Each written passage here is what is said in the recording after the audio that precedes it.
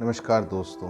आज हम बात करने जा रहे हैं उस इंसान के बारे में जिसको करोड़ों लोग चाहते हैं। उनको हम अलग अलग नामों से जानते हैं। Angry young man, big B, Shahenshah, superstar of millennium आदि आदि नामों से। उनका जन्म 1942 में इलाहाबाद में हुआ था और उनके बचपन का नाम इनकलाब रखा गया था। परंतु प्रसिद्ध कवि सुमित्रानंदन पंत, उन्होंने उनका नाम बदलकर अमिताभ कर दिया।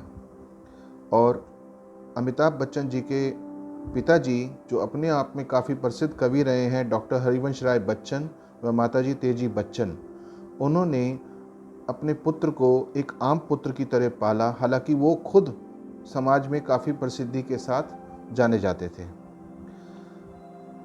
मिस्टर अमिताभ बच्चन की जो स्कूलिंग है वो शेरवुड कॉलेज नैनीताल में हुई और आगे की पढ़ाई के लिए उन्होंने दिल्ली यूनिवर्सिटी के किरोड़ीमल कॉलेज को चुना। किरोड़ीमल कॉलेज में रहते हुए उन्होंने थोड़ा सा नाटकों में भी हिस्सा लिया, जिससे उनका रुझान नाटकों की तरफ बढ़ा, एक्टिंग की तरफ बढ़ा।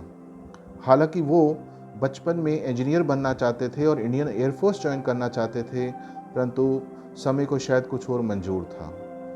और एक बार जब पढ़ाई उनकी पूरी हो गई तो वो अपने न्यूज़ रीडर बनने के लिए, उसका ऑडिशन देने के लिए ऑल इंडिया रेडियो के ऑफिस में गए, जो कि दिल्ली में है, पर दुर्भाग्यवश उनको रिजेक्ट कर दिया गया।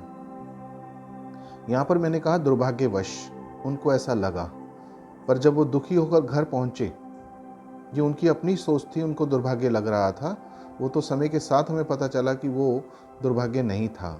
पर डॉक्टर हरिवंश राय बच्चन, जो कि उनके पिताजी थे, उन्होंने उस संकट में, उस मुसीबत में, जब वो बहुत दुखी थे अमिताभ बच्चन, उनको पूछा क्या हुआ, तो उन्होंने बोला कि ऐसे ऐसे मेरे साथ हो गया।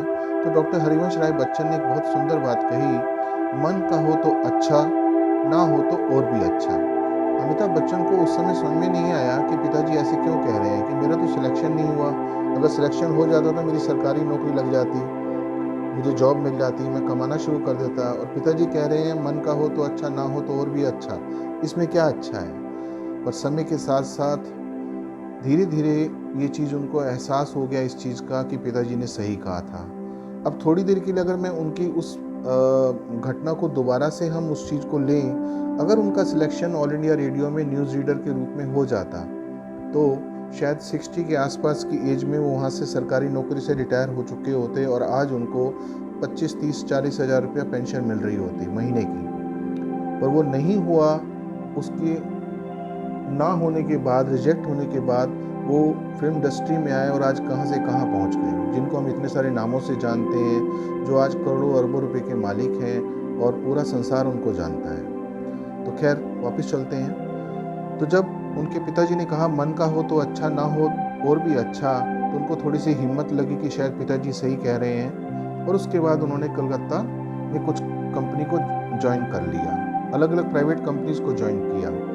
पर उनका मन नहीं लगा क्योंकि सैलरी बहुत कम थी और उनको मज़ा नहीं आ रहा था। और कहीं ना कहीं अंदर से लगता था कि मुझे बॉलीवुड में जाना है, फिल्म इंडस्ट्री में जाना है। खैर हिम्मत करके वो मुंबई आ गए।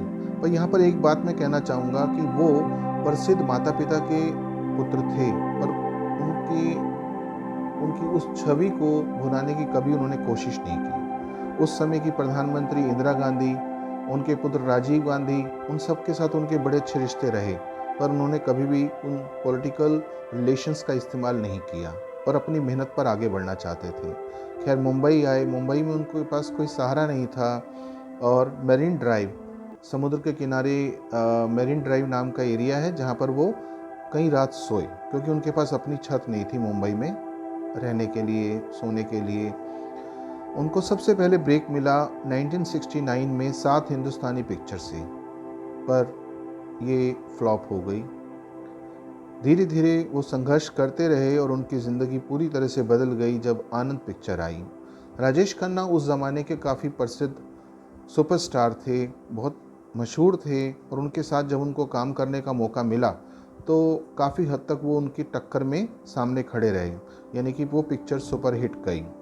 और इस आनंद मूवी के करने के बाद, इस पिक्चर के करने के बाद उनको film fair award best supporting star के लिए मिला।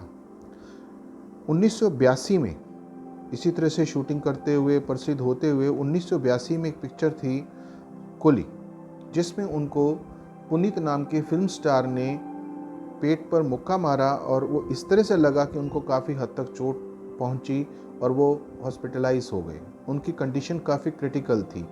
यहाँ मैं बताना चाहता हूँ, हमारी यंग जनरेशन को शायद ना जानते हो, पुनीत वही हैं जो आप महाभारत एपिसोड जो हम देखते हैं, इसके अंदर उन्होंने दुर्योधन का रोल किया है। तो उस टाइम पे कुली की पिक्चर में वो उनके साथ थे, जो इरादा नहीं था उनका ऐसा, बट नोइंगली अननोइंगली उनको वो चोट पहुंची और जिसकी वजह से पूरी दुनिया में लोगों ने उनके लिए प्रार्थना की और उस क्रिटिकल कंडीशन से वो बाहर आए। 20 से ज़्यादा पिक्चरों में अमिताभ बच्चन ने अपने नाम के लिए विजय नाम का सिलेक्शन किया, क्योंकि उनको विजय नाम काफ़ी पसंद था और वो काफ़ी प्रसिद्धि भी मिली। राइटर्स जो थे फिल्म इंडस्ट्री के, वो जब जब उनके लिए मूवी को ध्यान में रखते हुए डायलॉग्स का सिलेक्शन करते थे कि डायलॉग्स क्या होने चाहिए अमिताभ बच्चन के लिए, तो नाम विजय रखते थे। और अमिताभ बच्चन जिन्होंने शादी की जया बच्चन से, जो पहले जया भादुड़ी थी, जया बच्चन से शादी की, ये दोनों अमिताभ बच्चन और जया बच्चन बॉलीवुड के पहले ऐसे कपल हैं जो दोनों फिल्म लाइन में हैं और 30 मूवीज़ से ज़्यादा में, 30+ से ज़्यादा मूवीज़ में इन्होंने एक साथ काम किया है। उनके पिताजी डॉक्टर हरिवंश राय बच्चन कहा करते थे, जब जब अमिताभ बच्चन संघर्ष की वजह से परेशान होते थे, नाकामी मिलने की वजह से परेशान होते थे, तो उनको कहते थे, जब तक जिंदगी है तब तक संघर्ष भी है, और वैसे भी संघर्ष करने वालों की, कोशिश करने वालों की कभी हार नहीं होती। तो इस तरह से वो उनको एनकरेज करते थे, प्रोत्साहित करते थे, जिससे कि अमिताभ बच्चन आगे बढ़ते गए। और उन्होंने नेवर नेवर गिव अप, यानी कि कभी भी हिम्मत नहीं हारनी चाहिए, इस फॉर्मूले को, इस मंत्र को अपनी ज़िंदगी में हमेशा अपने साथ रखा। नाकामियाँ तो सबके साथ आती हैं, हम सब लोग नाकामियाँ, फेलियर्स, इनसे गुजरते हैं, पर आगे वही बढ़ पाते हैं, तरक्की उन्हीं को मिलती है जो हिम्मत नहीं हारते, कोशिश करते हैं। और इतिहास में ऐसे बहुत सारे एग्जाम्पल्स हुए हैं जिन लोगों ने हिम्मत नहीं हारी, आगे आगे बढ़ते गए हैं, उनको आगे तरक्की मिली है। और इतने साल फिल्म इंडस्ट्री में बिताने के बाद, इतनी सफलताओं को चूमने के बाद, आज वो कह सकते हैं कि उनके पास 4 नेशनल अवार्ड, भारत सरकार ने उनको पद्मश्री, पद्म विभूषण जैसे सम्मानों को देकर उनको सम्मानित किया है। पर अगर मैं अब की बात करूं, इस समय की बात करूं, तो अनफॉर्चुनेटली वो फिर हॉस्पिटलाइज हैं, कोरोना पॉजिटिव पाए गए हैं। पर हम सब प्रार्थना करते हैं कि भगवान उनको जल्दी स्वस्थ करे, उनको ही नहीं, और जो इतने सारे लोग कोविड-19 से ग्रसित हैं, पॉजिटिव पाए गए हैं, वो सब जल्दी से जल्दी ठीक हों। और भगवान से प्रार्थना है कि भारत ही नहीं, पूरे विश्व में फिर से खुशहाली आए, सब स्वस्थ हों और खुश रहें। धन्यवाद।